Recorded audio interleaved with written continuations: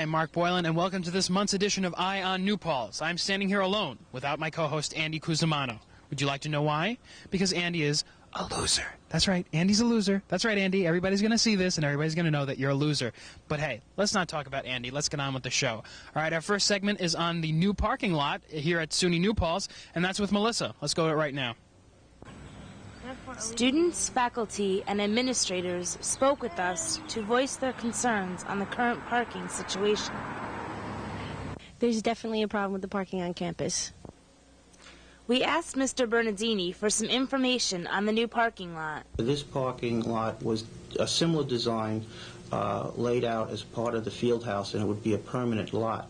The plan is now, today, to keep this as a temporary lot, and a very similar design will be made as the field house is constructed to make it a permanent lot. It actually connects through to the circle in front of the HAB. Before our present situation with the PCBs, parking was the #1 problem in the operation of the campus in terms of physically. People coming here and being kind of put out and inconvenienced by trying to find spots.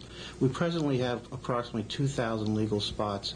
If we could increase that by 200 or 300 in prime areas, what I call prime areas, it would alleviate the congestion problem we have as classes change and people are looking for parking. Parking problems have brought out more than a few opinions around campus. I'm not crazy about the Crispell parking lot because, first of all, it's not open yet, and I don't know why not. And secondly, they took down all those beautiful trees to put up this parking lot. And people from Crispell used to play baseball and football in that field, and now they have no place to go. I don't know what would be the solution instead of, tearing up all the grass and making every grass spot a parking spot on campus. I mean, there'd probably always be a parking problem. And they should take into consideration when they're giving tickets about the fact that there's no parking, so where else are these people going to park besides on the grass and double and triple and where there's no spots in undesignated areas? I can understand not parking in the fire lane, but in undesignated areres, there's the only place to park. Now here comes Campus Police. Now they always have a place to park. There he goes. He's got a place to park. There's no question about it. If he parks in the wrong place, he just gives himself a ticket. Then what does he do? He fixes his own ticket. We dropped back from priorities of being sensitive of anyone parking temporarily on the grass, etc., to concentrating on health hazards such as blocking fire lanes, blocking fire hydrants, blocking entrances of buildings, grossly illegally parking, so you're blocking someone else in. That has kept us busy. I wouldn't say there's a problem. I found a system to the parking situation here. I park in Connecticut. I take a bus here to New Paltz, and then once I get to the bus station, I rent a bicycle and ride here to campus. So I wouldn't say there's a problem. Okay, so now I know where to park my car next semester. Our next story is on the campus escort service with Michael Polero. And, oh, excuse me, can you come here for a second? Hi, have you ever used the campus escort service? Yes, I have. Thank you. Thank you very much. Let's go to that right now.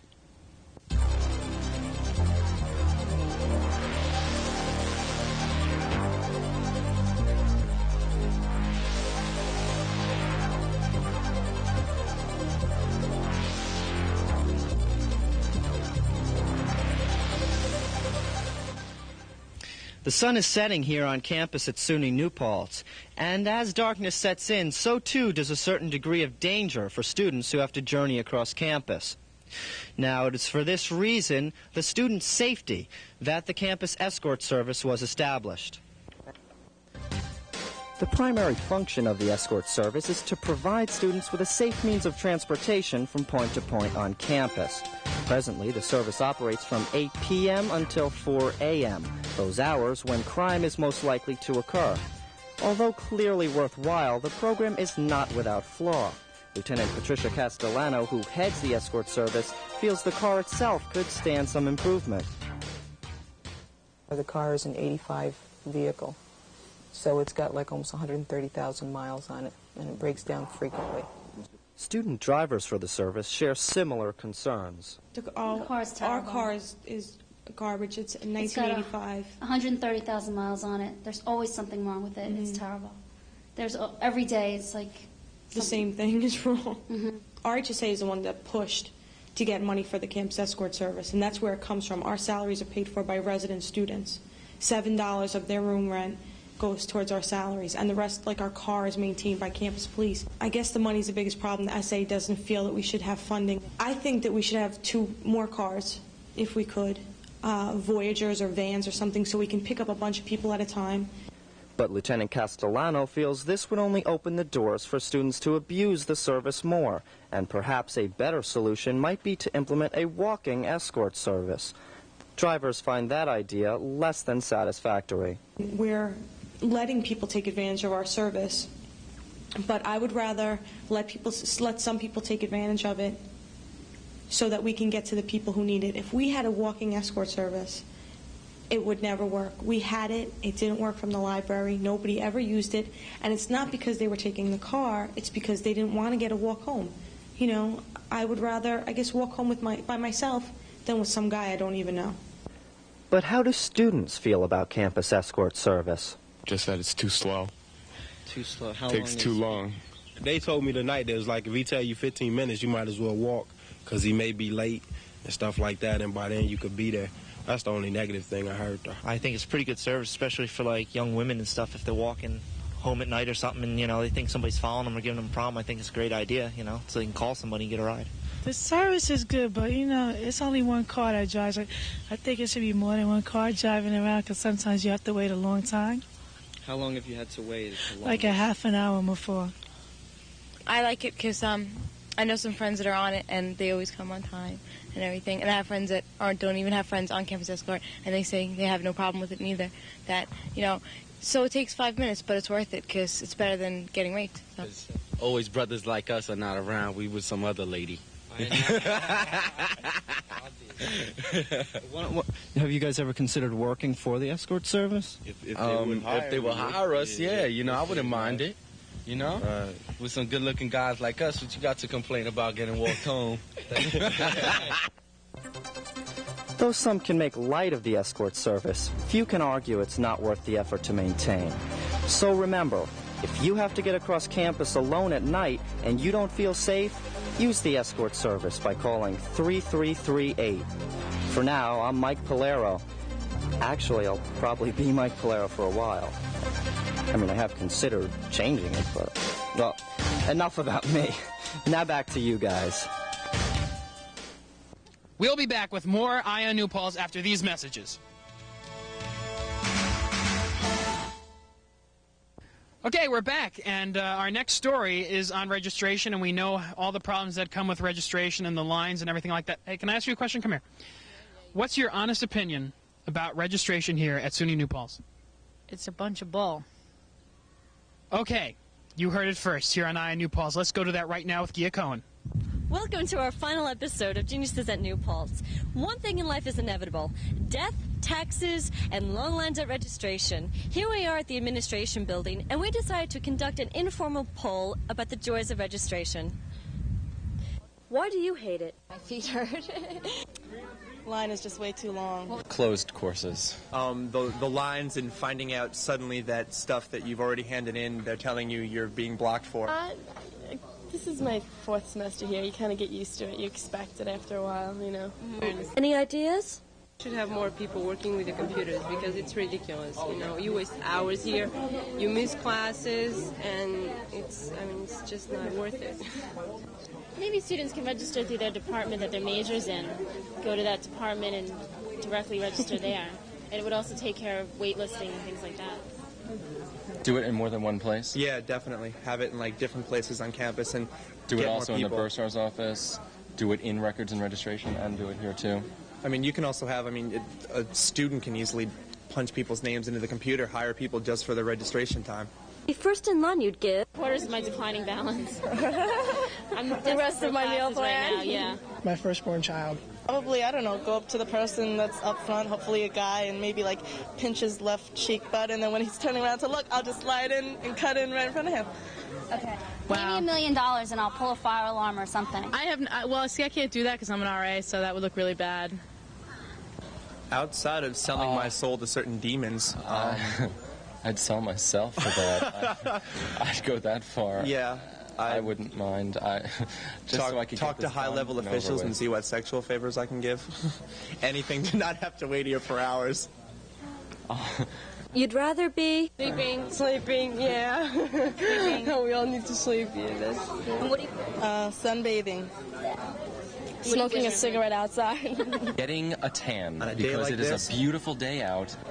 Frolicking outside on a beautiful day like today. It's too nice to be indoors. You got all your classes, right? Yes, I did. Yes, I did. Finally. After all this time. Yes. Thank you very much. There was nothing open. So now I have to go hunt down professors and get PI cards. Yeah, it's been a happy day here in SUNY New Paltz. This is not fun. People wait in line for an hour and they don't complain. They're very nice. Well, I feel sorry for all those people who had to wait in line. I didn't have to. I was a communications major, pre-registered. It's great. But on to our next story, Music for AIDS. Music for AIDS was held on April 11th in the Old Main Auditorium. 8 musical groups are on hand to provide entertainment for a worthy cause, AIDS-related community services.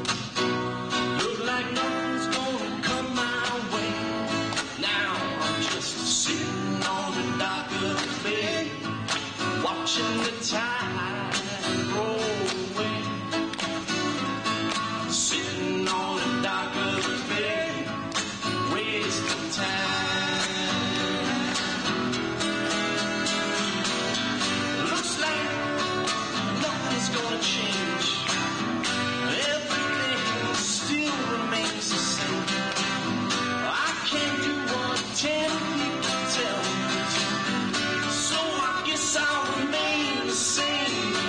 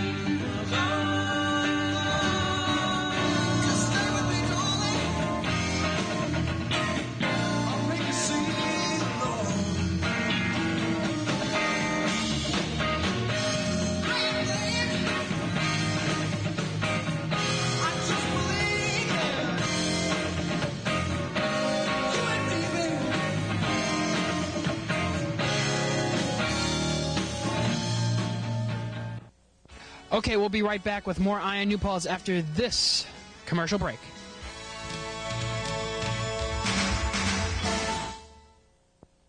Hi, we're back, and guess what? Another building is springing out of the ground here at SUNY New Paltz. It's the new art building. And here's Arnold with more. The College of New Paltz broke ground for a new fine arts building on Friday, May 1st. The ceremony took place at the site of the new building in the field area adjacent to Sojourner Truth Library. The new three-story fine arts building is expected to cost $8.63 million and take approximately 2.5 years to construct. College President Alice Chandler discusses the many years of planning. It's just a very exciting moment. We've waited for it a long time. People started working on this in 1968, as you know. It was one of the first things I turned my attention to when I came. My first effort to get a building on this site began in August of 1980, and here we are, and we're finally breaking ground. Yeah, well, I think it's great. I think the college needed it. Personally, I'm never going to see it. I'll probably be out of here before it's actually finished, but I think art's growing, and we need more of it. We need to better our programs here. The building is expected to be completed in fall of 1994. For Eye on New Paltz, I'm Arnold Cichuk. So another school year of Eye on New Paltz ends, and we'd like to take a look back at the past year of Eye on New Paltz.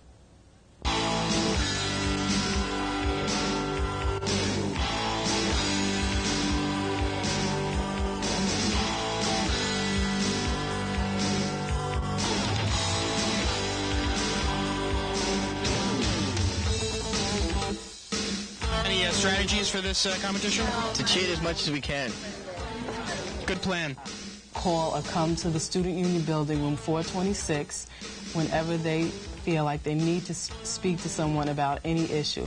The big question in everybody's mind is what happened to Mario. When we got within the last 2 or 3 weeks of the changeover, our agreement, it really fell apart. About 1/3 of the exhibitions are exhibitions by students and or faculty members, and the remaining exhibitions are projects that we either originate or rent. If you really do well in the small markets, you'll make it in the big markets. And Mike, you're right, because when you're in a small market, you can get your hands in a little bit of everything.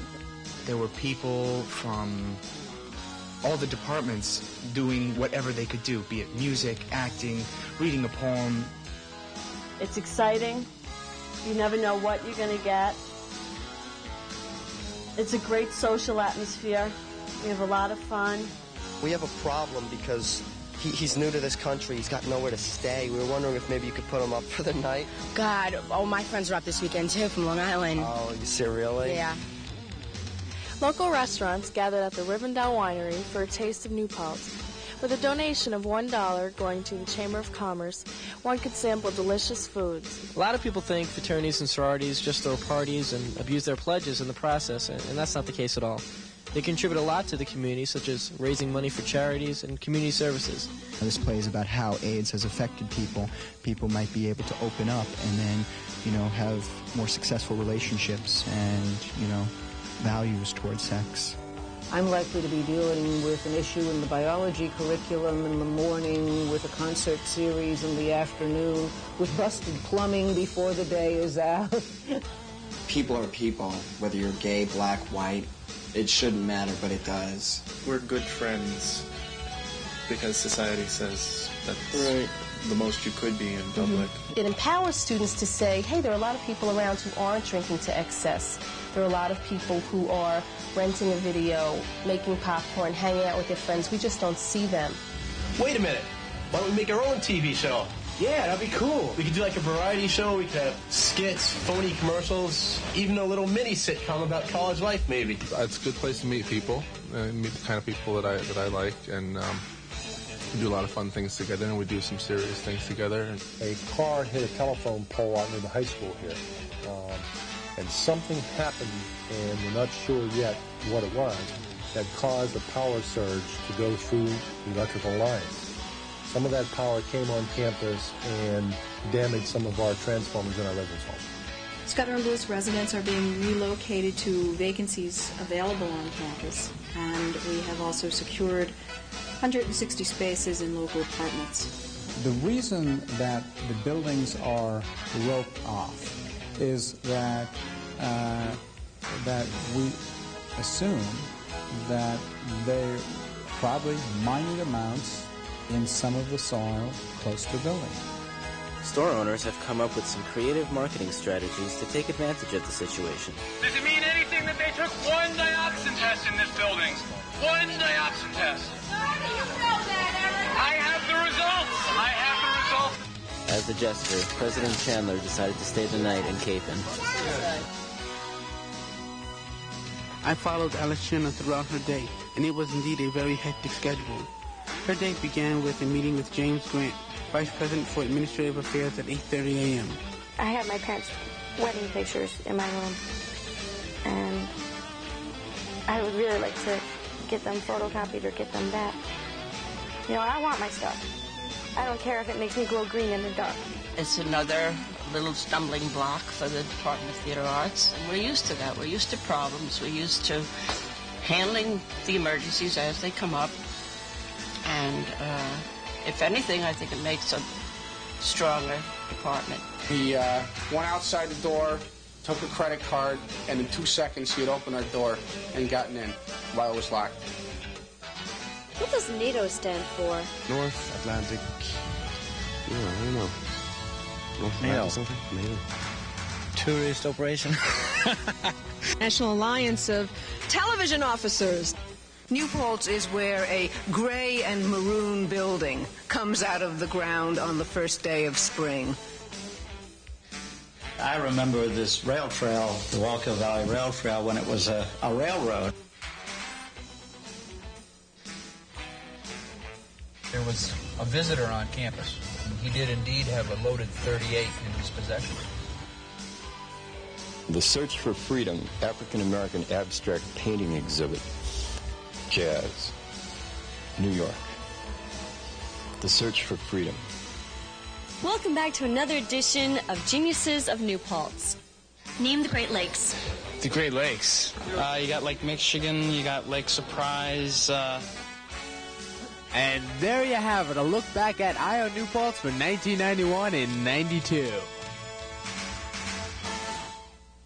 Okay, that's another Eye on New Paltz. This is the last for the semester. Have a great summer. I'm Mark Boylan, and I'm going to take a dip because it's very hot. We'll see you next semester.